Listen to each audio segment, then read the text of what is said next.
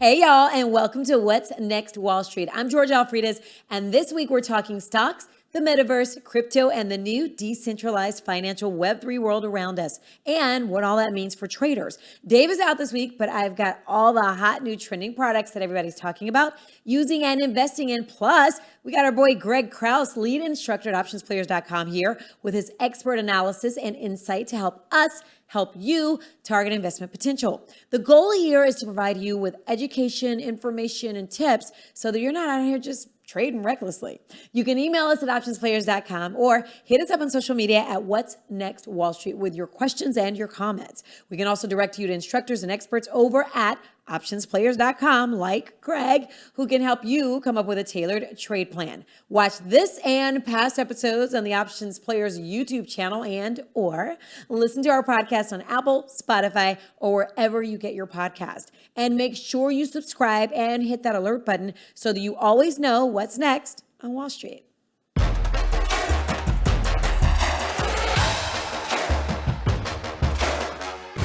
All right, well, Twitter shareholders want Elon Musk to buy the social media company. They voted to approve his $44 billion takeover. The company would go private, but Musk has tried to back out of the deal many times, claiming he was misled about spam accounts. He also argued a settlement between Twitter and a whistleblower violated the terms of the sale. Twitter has sued Musk over his attempt to scrap the deal, saying his reasons for wanting out of the sale are invalid and wrong. The two sides are slated to head to court next month. It's going to be some must-see TV. These are up 13.5%, but I got a mommy tip for that one. Okay, make a shopping list, number one, and leave the kids at home, because after about 13 hours of hearing, can I have this, can I have that, what about this, what about that, you're either going to give in to the insanity or give in to them, and that will cost you big time at the cash register. You're welcome.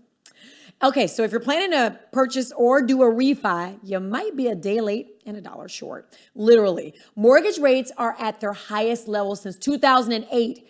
Freddie Mac says the 30-year fixed rate mortgage is averaging at about 6%. That's higher than it was just last week or so ago. And it's significantly higher than it was this time last year. Freddie Mac's chief economist says mortgage rates are rising as markets continue to manage the prospect of more aggressive monetary policies to combat inflation.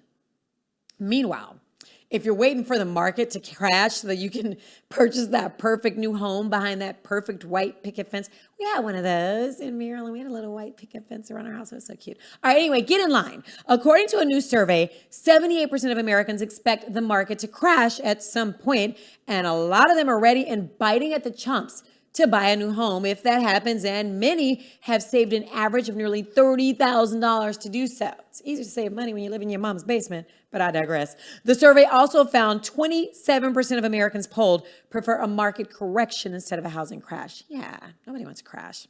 Patagonia for the win. The founder of outdoor outfitting company Patagonia is giving away his company to fight climate change. This is such a cool story.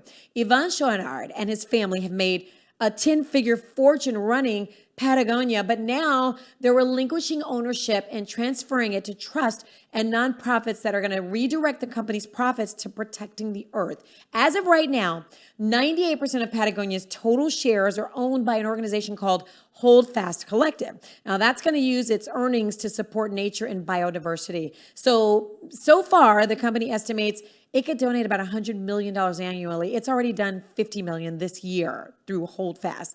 I love the motto, Earth is now our only shareholder. You know, I used to go to the store and be like, Patagonia is just too expensive. I'm not buying that. Now I'm all in for Patagonia.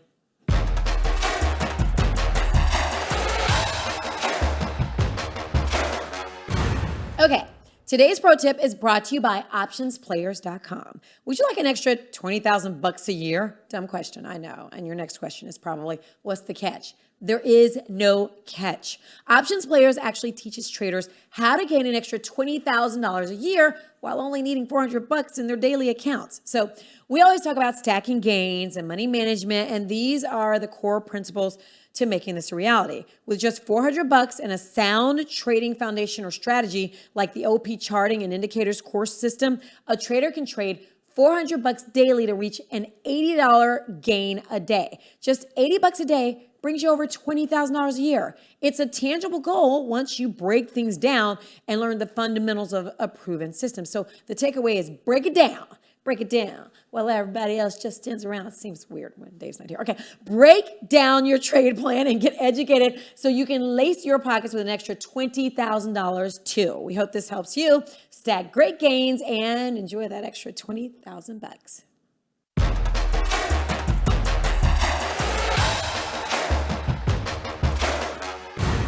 Okay, guys, this is the part of the show where we get to hear from you. Send your questions and your comments to wnws@OptionsPlayers.com, or you can hit us up on social media at What's Next Wall Street. Bob B, that sounds like a pseudonym, but anyway, Bob B from the Options Players community writes, when is it better to execute a call option rather than sell it? Greg is here. Greg, we need your expertise on this. When is it better to do this? Almost never, especially for the average person. It's almost never going to be worth it because there's going to be extrinsic value. So you'd get more money if you just sell it. Now, there are some times when if you're an institutional or you have you're trying to acquire a bunch of shares and you don't want to move the price and then you want to keep those, you could do that. The next time is for taxes. For example, if you hold something for a year, you pay less taxes on it. It's long-term versus short-term, capital gains. So let's just say you made a bunch of money on it. Well, actually the time, if you execute it, that isn't the actual purchase date or the sale date or anything else. It's actually when you bought the call. So to give an example, you could buy options January 1st. You want to sell them in, say, September, right? But, and say they expire in October, you could actually execute those, hold those shares until the next January comes around and sell them, and you'll pay long-term taxes on it rather than short-term taxes. And I think this really comes back to, for example, say you made $100,000 on this trade. I know that's a lot, but and if you sold them right then at 6 months, you would, maybe pay 35% on that trade versus 20% or 15%. So you could actually purchase the stock or execute and get the stock. And then unless it drops 15%, you could actually make more money just because you're playing the tax man versus trying to beat the market. And that's one of the more important things you need to learn how to do when trading is you can't always beat the market. So you need to find that edge. You need to find that edge you have with the tax man. And you're not cheating the tax code. You're just using it for what it was made for. United States government wants you to invest in things a little bit longer. That's how you do it. You hold it, you get a discount on your taxes. If you're in and out, you're going to pay a little bit higher tax rate. So almost never, unless you're trying to pay less taxes or something like that, and you understand what's going on there, that's the big one. So if you're holding much longer, you need to think about taxes versus, day trading. Okay, got it. Thanks, Greg. So next we have Tony G from Instagram who wants to know if you can discuss the strategy that uses put options to accumulate a stock position. I don't even know what. Great question. What? Okay, Greg? So puts, the only way you can get shares through puts is if you write puts or you sell put options, right? Yeah.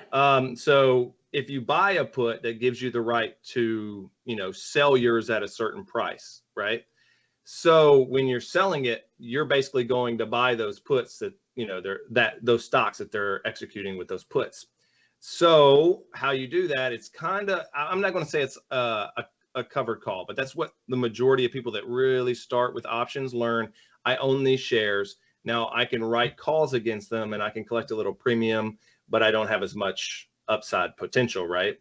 Well, the same thing is with what we call selling puts. Now, almost everybody is going to be cash secured puts. I hope you understand. That means you got to have 100% of the purchase price of those shares. So if you have stock, say ABCDE, that costs $100, and right now, and you sell puts for $5 on them for next year, you have to have 100 times $95. So the price of your strike price minus the credit received. And and it's like getting a discount. So if I think the market is going to be bullish, right, I sell cash secured puts. So basically, I think it's not going to go below $100. Mm-hmm. I sell them for $5. It closes at expiration at 103. I get to keep my $5 and I rinse and repeat. I do this, and a lot of retirement accounts allow this, but it has to be cash secured. Same way they'll allow covered calls. Also, they just have to be covered. So that's essentially what you're calling. Now, strategies around it are no different than anything else. I'm not telling you should do this, but almost always, if I'm acquiring stocks, especially for the new year, and I'm fixing my portfolio, I'm almost always looking for cash secured puts to get into those. It's just it's like a coupon, I'm going to get it cheaper. It's just, I might miss out if it goes against me one way or another. But for me, I always use it. Probably that's a little bit more complicated than you wanted to know, but yeah, it's going to be cash secured puts. Do your research, and you can also do those in most sheltered accounts, which are your retirement accounts. Got it. Okay, awesome. That's a great tip. Okay, so if you've got questions or comments, hit us up on social media at What's Next Wall Street or on our YouTube page. And of course, you can email us at wnws@OptionsPlayers.com. Fall is here, and as you gear up for fall, you need the right people on your team to help your small business fire on all cylinders. LinkedIn Jobs is here to make it easier to find the people you want to talk to, and they do it with 2 words I love to hear: fast and free. Create a free job post in minutes on LinkedIn Jobs to reach your network and beyond to the world's largest professional network of over 810 million people. Then simply add your job and the purple #hiring frame to your LinkedIn profile to spread the word that you're hiring so that your network can help you find the right people to hire. Simple tools like screening questions make it easier to focus on candidates with just the right skills and experience so that you can quickly prioritize who you want to interview and ultimately hire. This is why small businesses rate LinkedIn Jobs #1 in delivering quality hires versus leading competitors. LinkedIn Jobs helps you find the candidates you want to talk to faster. Did you know that every week, nearly 40 million job seekers visit LinkedIn? Post your job for free at linkedin.com/WNWS. That's linkedin.com/WNWS to post your job for free. Terms and conditions apply.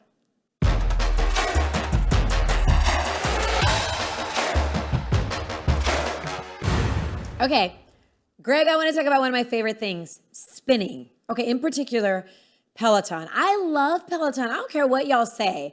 It's spin class without having to park and clean off somebody else's nasty sweat on the bike before I get on it. It's classes on your schedule, even in the middle of the night if you want. It's more than that one spin instructor who looks at you sideways every time you walk into her class late, okay? I am never going back to the gym, just like I'm never going back to the grocery store or Nordstrom for what? I have my own personal valet that brings my crap right to my door. But I digress. It's not about me. It's about Peloton. So there is a lot going on with Peloton these days, with co-founders John Foley and Hisao Kushi stepping away and former Spotify exec Barry McCarthy taking over as CEO, and Tammy Albarn, former chief deputy general counsel at Uber, has of course stepped into Peloton as general counsel. And now, to be clear, Foley, his wife, and some other OGs with the company still control some 60% of Peloton's voting shares. So a little background, let's back up a little bit here. Peloton, the company, started back in 2012, but it didn't IPO until late 2019. Kind of perfect timing with a pandemic 6 months away, right?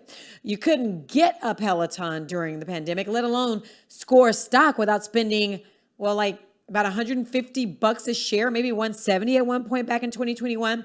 Fast forward to now, everybody who ever wanted a Peloton has one because Peloton was making it way too easy with monthly payments, et cetera, et cetera. Plus, people are back in gyms and their Pelotons are sitting at home getting dusty. Mine is too, but not because I'm back at the gym. Peloton announced it was cutting some 800 jobs, closing retail stores, selling some equipment on Amazon, and of course, Peloton stock is down to about $10 a share. So, Greg, you know what I'm going to ask you. Is there a silver lining for traders? Now that I can finally afford Peloton stock, is it even worth buying? Peloton is I think we probably discussed Peloton on here. We've talked about One Peloton of our like early 18,000 times because episodes. it's my favorite.